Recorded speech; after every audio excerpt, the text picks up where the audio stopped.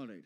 The next passage is the history of science is the real history of mankind. Remember, this is a quote, right? It's a quote. It's not what the author is telling you. It's a quote, right? He has put it in quotes, right? The history of science is the real history of mankind. In this striking epigram, a 19th century writer links science with its background. This is not what the author is saying. The author is saying in this quotation of a 19th century writer, he's trying to explore the relation of science with its background, right? What the author is trying to tell you is epigram is an amusing way of talking about something.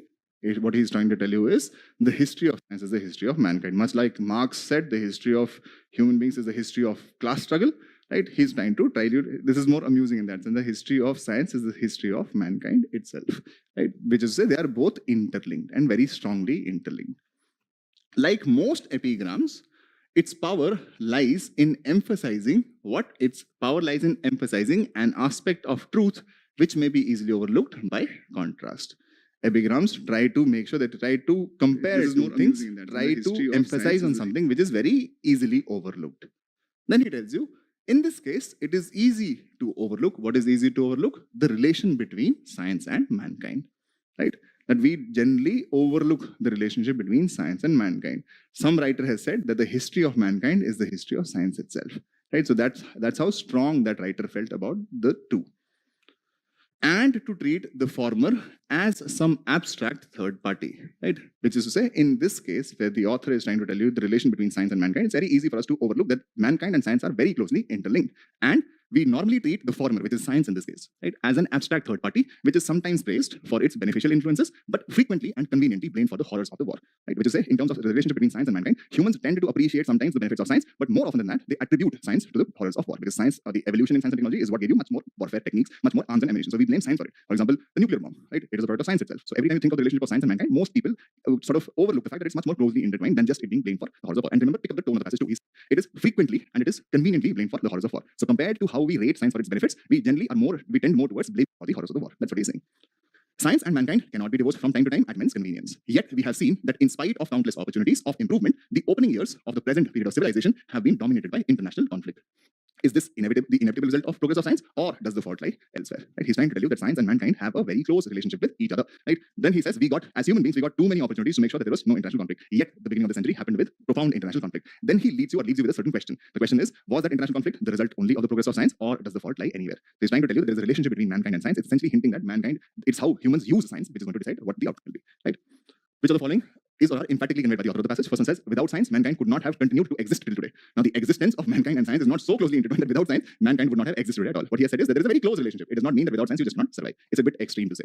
Second says, it is science that will ultimately determine the destiny of mankind. No, it's actually how humans use science which is going to influence your destiny. It's not going to, determine your destiny. And there are multiple things in life which determine your destiny. Science is one of the more important factors, at least according to the passage, but not science alone. It's how humans are going to use science. And that is going to decide it. Right? Answer should be neither one nor two. Right? This is a stage-jacketing statement. It is science which is ultimately going to decide the destiny of mankind. Towards the end, he also said, was this the result of the inevitable progress of science, or does the fault lie anywhere else? Right? So he's not telling you that science is the only determinant of what is going to happen to you. Right?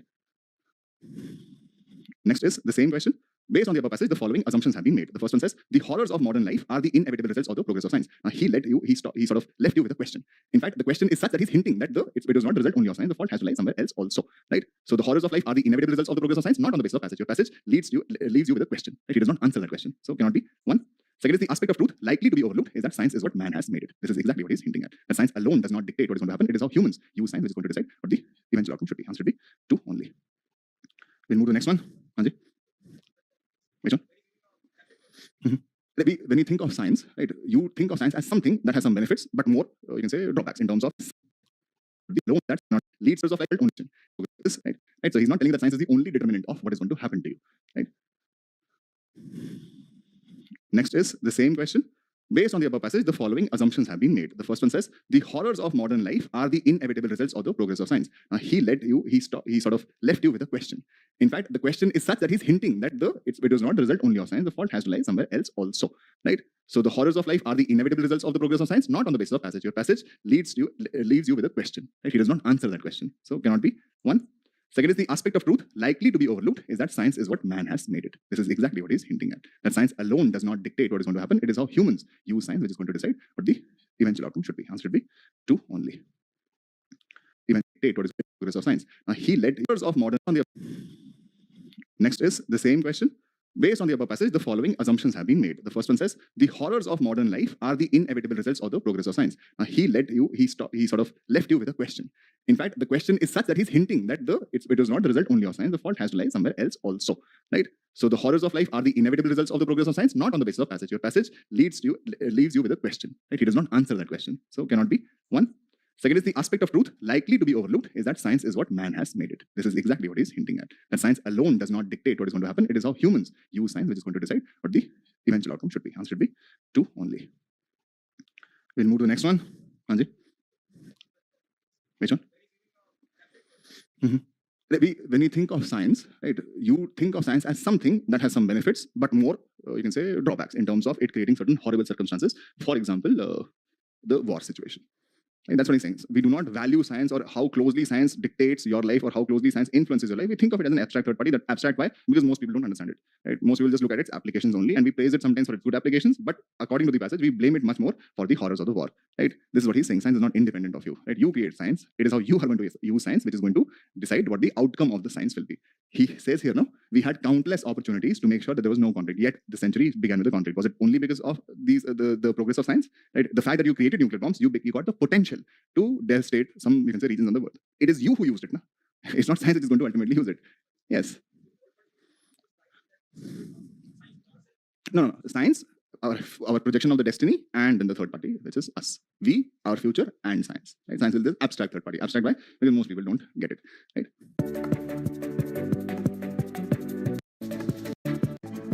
We did it? Yeah. Look at this one.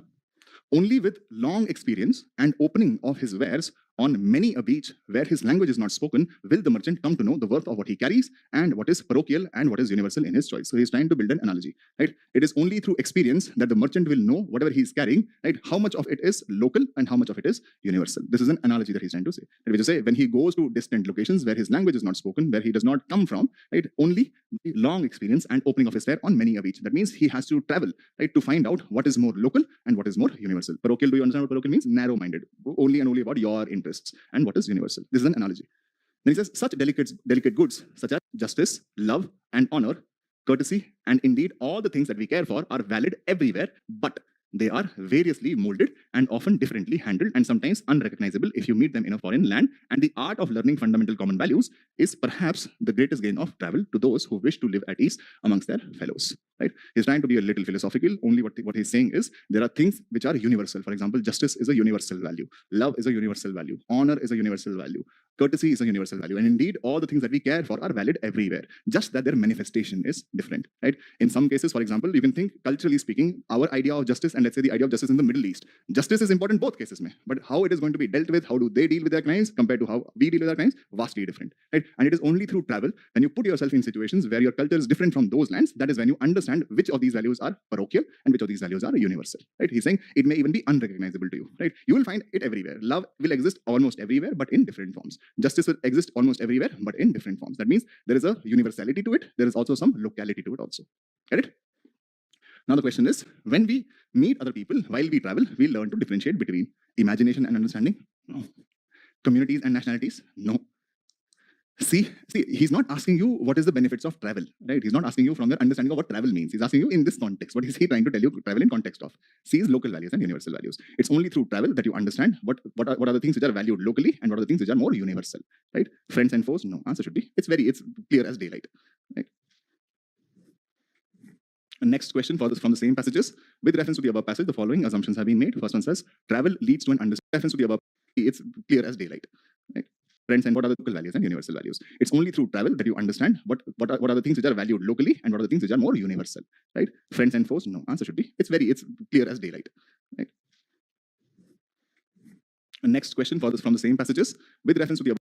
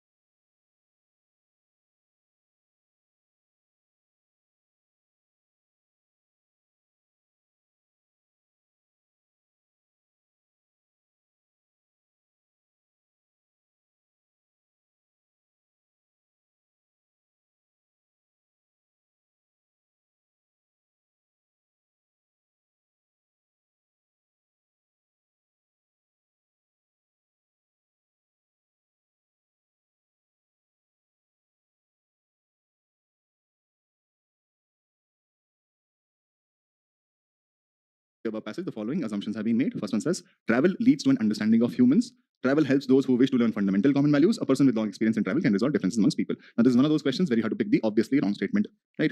Which one is the obviously wrong statement? It's clearly 3.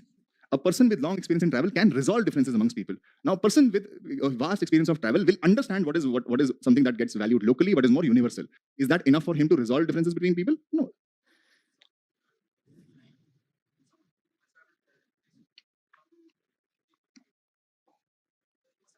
He must have seen, but in his ability to resolve differences, to resolve somebody's differences, it is important for you to understand what the problem is. But resolving takes one step more. Right? That's what I'm saying. Right? Resolving differences goes a little bit beyond the scope of the passage. Can he understand the differences? Absolutely. He may even understand what the root causes of the problems are. But for him to solve those problems, that's a problem. Remember, there was a previous passage where he talked about, if I'm not mistaken, there was a bisphenol A wala, where I remember this was in one of the previous year question papers, where he spoke about how scientists have found out that a certain pollutant causes these things. The fact is, it causes those things, and how toxic it is was found. But is that enough for you to find the medication for it? No. Right? It's the same thing. You understand that there are some things which are universal. You understand that there are some things which are local. So your understanding of different cultures is better. Will that be enough for you to resolve differences? A lot of us know a lot about diversity of various states. For example, I know diversity between the Tamil and Kannada people and, let's say, Malayali people. Right? But if there are any disputes between them, does my understanding alone help me solve them? It does not. Right? It's not a guarantee. Right?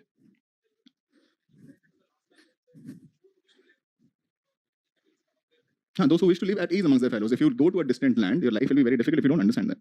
Right? If you understand them, if you understand what is valued locally, what is valued universally, or for example, if you know for a fact that if you go to the Middle East, if you steal, they're going to cut your hands off, right? Then you would know, you don't have to steal, and you understand their culture better. It is justice for them. Justice for you is not going to be as harsh, but that is going to help you live at ease there. Right? You are going to be less of a problem because you understand those societies better. No, if I know the difference, what happens, like how my culture is different from the Middle East, that does not have any consequence on my life in India. Hmm?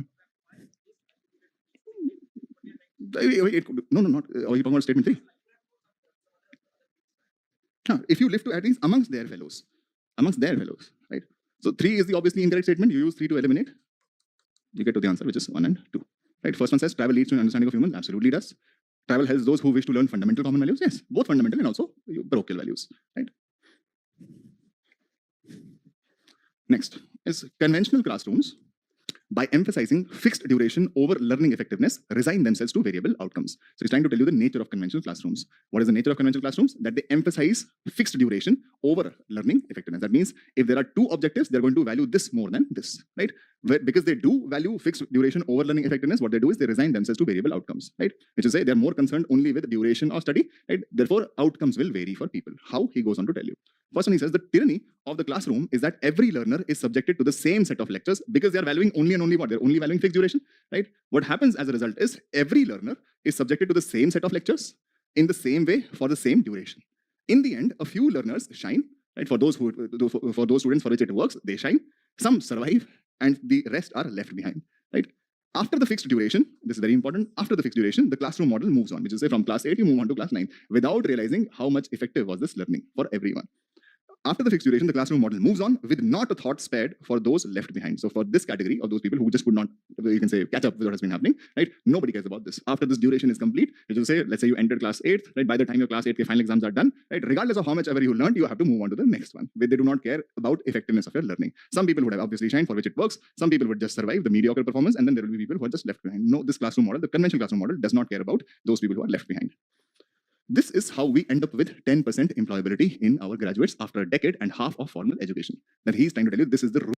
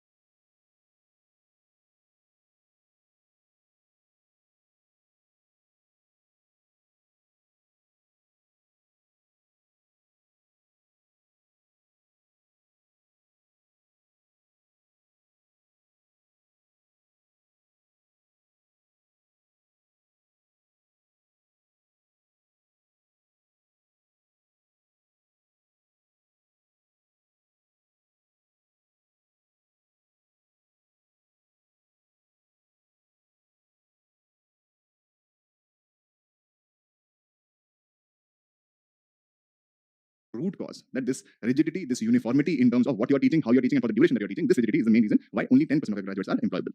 Repeating the same ineffectual script in the realm of skill education will not produce different results. So he's trying to tell you that in education, formal education, right, this is what had happened, this is the result, the outcome of other education was.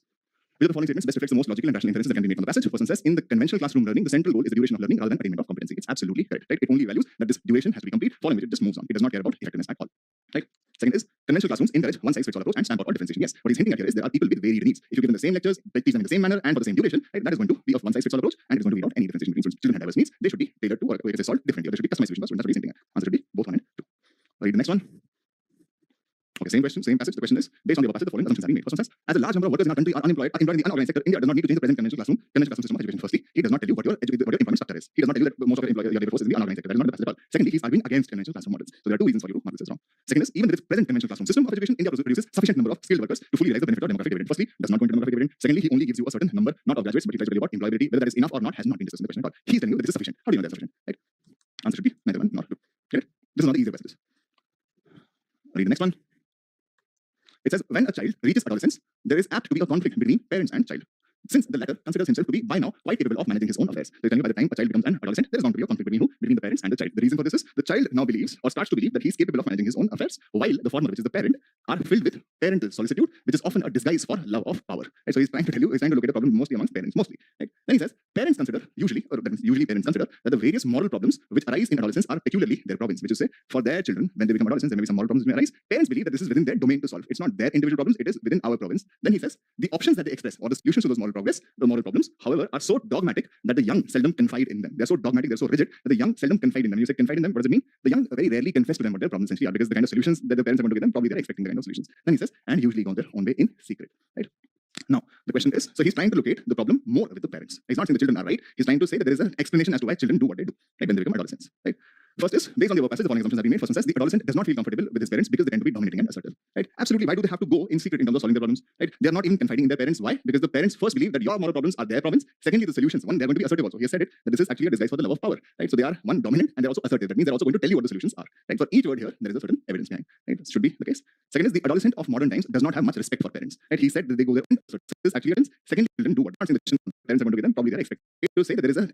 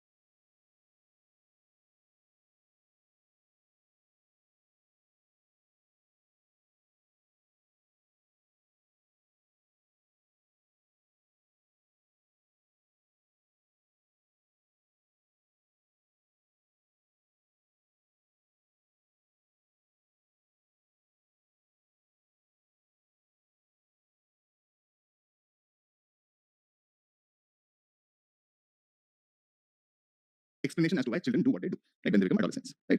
First is, based on the above passage, the following assumptions have been made. First one says the adolescent does not feel comfortable with his parents because they tend to be dominating and assertive. Right? Absolutely. Why do they have to go in secret in terms of solving their problems? Right? They are not even confiding in their parents. Why? Because the parents first believe that your moral problems are their problems. Secondly, the solutions. One, they're going to be assertive also. He has said it that this is actually a disguise for the love of power. Right? So they are one dominant and they're also assertive. That means they're also going to tell you what the solutions are. Right? For each word here, there is a certain evidence behind. Right? This should be the case. Second is the adolescent of modern times does not have much respect for parents. Right? He said that they go their own way in secret. That means somewhere deep down they are not doing it openly as a revolt. In which case it possibly would have had something to do with respect. Right? Here he says they have not much respect for their parents. He's not saying there's no much respect. Then they would have done it openly because they're doing it in secret. That implies that there is some respect for their parents. That they're not going to even tell them what their problems are, or even if they have some problem, they're going to solve it in secret. Right? So not this. Answer should be one only. Next question for the same passage. Which of the following statements best reflects the central idea of the above passage? First one says parents in general may not be of much help when children are on their way to becoming adults. Adolescence is just before becoming or attaining full adult way of. First one says for the one only. Next question for the same passage. Which of the following statements best reflects the central idea of the above passage? First one says parents in general may not be of much help when children are on their way to becoming adults. Adolescence is just before becoming or attaining full adulthood. Right? Is it incorrect? Is it correct? Firstly, he's not telling you that they are. He's saying they may not be of much help. So he's not saying every parent or the solution that they're saying or they're expressing are bad. He's saying they may not be. I mean, there is a chance that they may not be useful. They may not be of much help when children are on their way of becoming adults. So yes, because the one they believe that their problems are the problems of parents. Secondly, they're going to give you very dogmatic, very rigid solutions. Right? That is mean, and children are eventually not going to. You can say pay enough heed to them, and they're going to do their own thing in secret. So they may not be of much help. Not bad. He says when children reach adolescence, involvement of parents in their lives is unnecessary. Right? Is it unnecessary? Right? He does not tell you that every time they are wrong. Right? He does not tell you that they just do not have any solution. There's a certain problem with the attitude of parents, is what he's hinting at. When children reach adolescence, involvement of parents in their lives is unnecessary. That's a bit extreme. Right? Would you say this? Second, third one says modern day nuclear families are not capable of bringing up children properly. Firstly, he does not go into the type of families. Right? What about modern day nuclear? Not at all. Beyond scope. In modern societies, adolescents tend to be stubborn, disobedient, and careless. If you read the passage, tries to locate the problem more in the attitude of the parents, not in terms of children. In fact, he said that children move out in secret. Right? It does not mean that they're disrespectful, stubborn, and careless. Not this. Has to be A. They are disrespectful, stubborn, and careless. In secret. Right? It does not mean that they're disrespectful, stubborn, and careless. Not this. Has to be A. Next. When an international team of scientists pumped a carbon dioxide and water mix into underground basalt rocks, basic chemistry took over. The acidic mixture, which is carbon dioxide and water, it dissolved rocks, calcium, and magnesium, and formed limestone. Basically, carbon dioxide is converted into stone. Explain